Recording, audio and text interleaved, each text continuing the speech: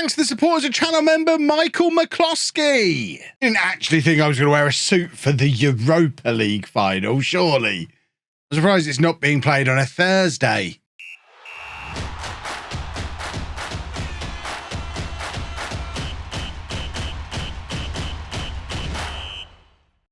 Hello, welcome to Club 6, part 11 of Non-League to Legend. I'm Kevin. Coming up on today's episode, it is the Europa League final.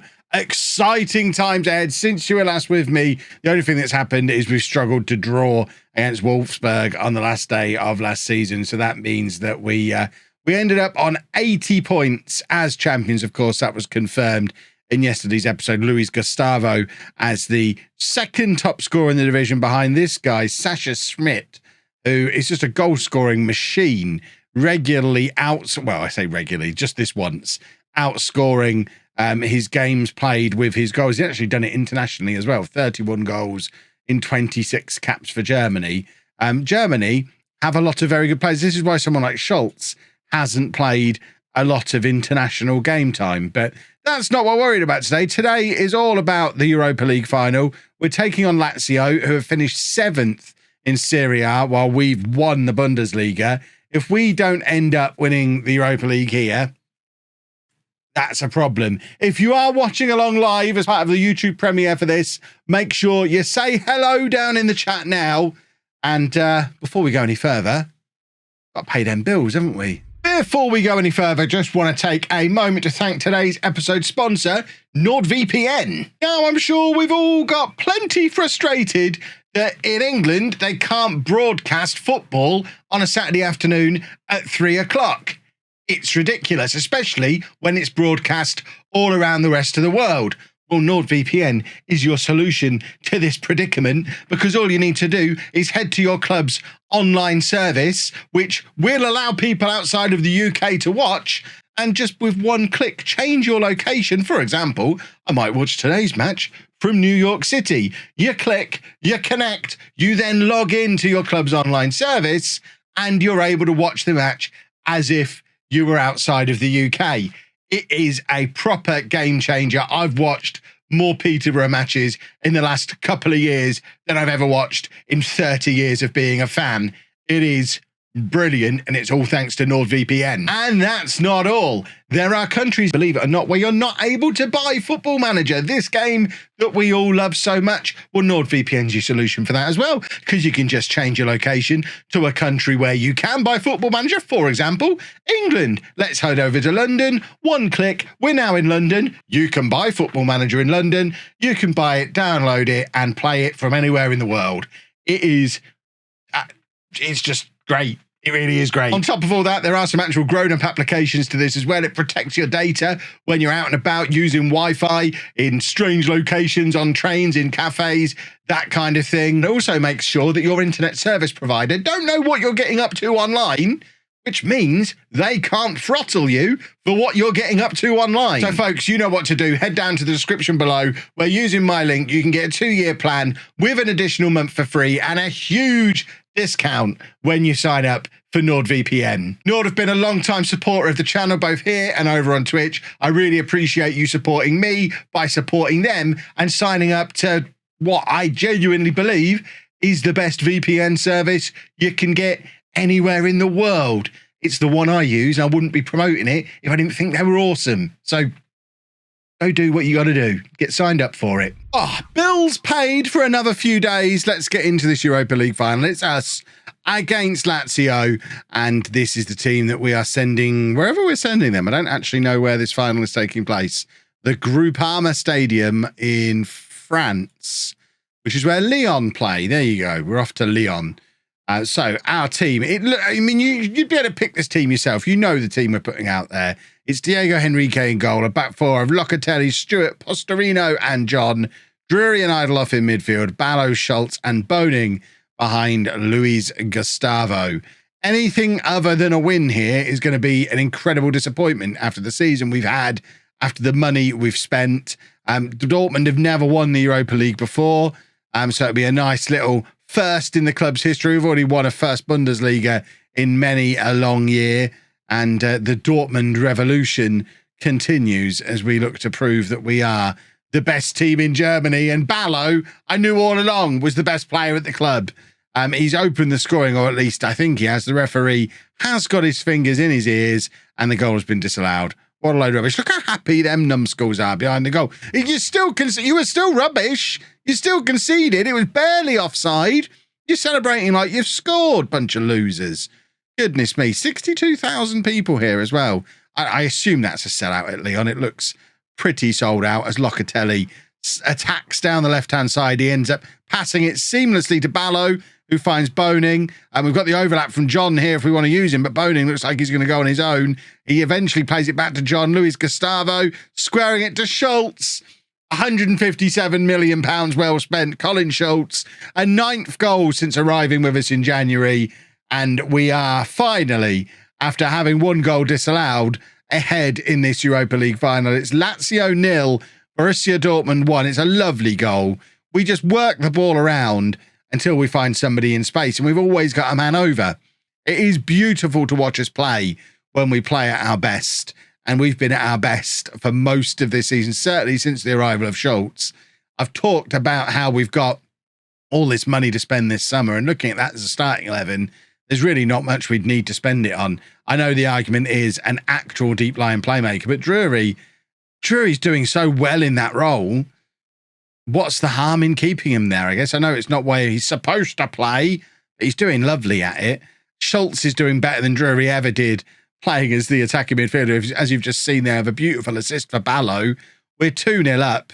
And this is, I think somehow, £751 million is how. But in less than a year, I've got to believe I've put together my best team of the save. This is better than the Real Madrid team, right? It's certainly better than the Norwich team. I think this, I've said it at every club I've been to in this series so far, but when it comes to the LOLLUJO Cup at the end of FM22, I'm pretty sure Dortmund are winning it based on what I've seen just in this one season, bearing in mind we've got another bunch of money to spend and at least one more season, because we're not ending the save until we've won the Champions League legitimately. Because, of course, this time last year, temporary Kev was winning the Champions League with Real Madrid. I say this time last year. This time last year minus 2 days, because that's what the whole issue was. So we do need that legitimate Champions League win. But the way we've played this year, it's hard to look beyond that happening next year. We've seen Bayern Munich go through to a Champions League final, despite finishing 3rd in the Bundesliga and not looking anywhere near on our level.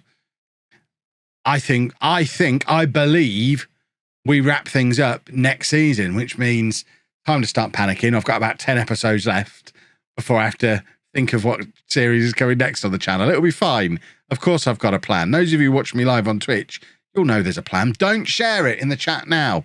It's a secret Twitch exclusive. If you want to be privy to those discussions, I stream on Twitch most afternoons. Come over there and we'll chat all about it. We're making a triple substitution here. Aaron coming on. Drury's moving forward and Stubaluk going into midfield, and then Luis Gustavo dropping out to the right-hand side with Ruben coming on up front. It's a very typical triple substitution for us. I imagine that's the substitution we've done more than any others. Certainly the Ruben and Stubaluk changes happen a lot. Aaron less so, because we've got Thomas Muller, not that one, who comes on sometimes. Sometimes we'll bring on Cloves in midfield. Sometimes we'll take out Ballo as another attacking midfielder change. But more often than not, I think this is the triple change that we do. Stubaluk has been fouled there. And he hasn't been fouled. In fact, he's got up, still with the ball. It comes across to Idolov, and I thought Idolov was going to stick it in the top corner. That was weird, because it looked like play had finished. Everything kind of stopped, and then he got up and still had the ball. What a weird highlight. John now on the right-hand side. Crosses, looking for Ruben, who's now in the middle, but it's headed clear by the Lazio defender, and Gustavo with the shot from the edge of the area, and it whistles just over the crossbar. I think the keeper had it covered. Now it's Ballo with an in-swing at Postorino. His header goes just wide. It is all Dortmund. Look at those match stats. It's a very, very one-sided European final. We should probably be more than just the 2 goals ahead. But at the same time, we do not look like conceding. This has felt like ours. It's felt like our cup since 10 minutes into this match. Aaron trying to slide it across for Ballo, whose shot is blocked. We've had some very valiant defending from Lazio. They are basically putting 10 men behind the ball and just trying to keep us out, trying to avoid embarrassment, I think. And on the topic of embarrassment, we've had some big misses, and that was a pretty big one from Gustavo. But the ball is cleared again. Stubaluk collects. Look how deep he's dropped there to go and join the back three. It's like the Diamond days all over again. And now Ruben finally putting the cherry atop the cake. 23rd goal of the season for him. All year long, I've criticised him for going missing in big games. He's just scored in a major European final. Maybe we don't need to go and get Sergio Delgado. Gustavo and Ruben have got nearly 60 goals between them this year. They're probably good enough, aren't they? I don't really know what we need. We don't realistically, we don't need anything, but we've got 133 million pounds to spend. So the question is, what am I going to spend it on tomorrow? And that is a lovely goal from Lazio, just to save them a little bit of face. We're not gonna crumble under the pressure of them grabbing a consolation goal in the 90th minute. But it is a lovely finish. Goes out wide to this guy who's completely unmarked. He's got time to pick his spot, but pick his spot he does, and it is a very nice goal. But it's not enough. It's finished Dortmund 3, Lazio 1. For the second episode in a row, we get to see the trophy presentation, this time for a Europa League. I don't remember the last time I won the Europa League. Dortmund have never won it before. LOLLUJO historians, have I won it before? I don't remember. I guess I must have done. It feels like something I would have won. And I've never won the Conference League, but we have added a Europa League to our ever-growing trophy cabinet. The one elusive trophy now is a legitimate Champions League, and that is the sole focus for the rest of the series. We need that Champions League win, and we're going to go and get it next season. We're definitely going to go and get it next season, or maybe the season after, if things are. I mean, I'm claiming we're the best team in Europe based on a very easy run in the Europa League, but, you know, the Champions League does tend to be quite challenging. I think this is a better team than the Real Madrid one we won the Champions League with last year, but you always need a little bit of luck on the way through. Drury needs a rest. You can rest all summer now. Don't worry about it. Unless, I mean, it's probably a World Cup year or something. Watford can do one. We're going to go and win the Champions League next year.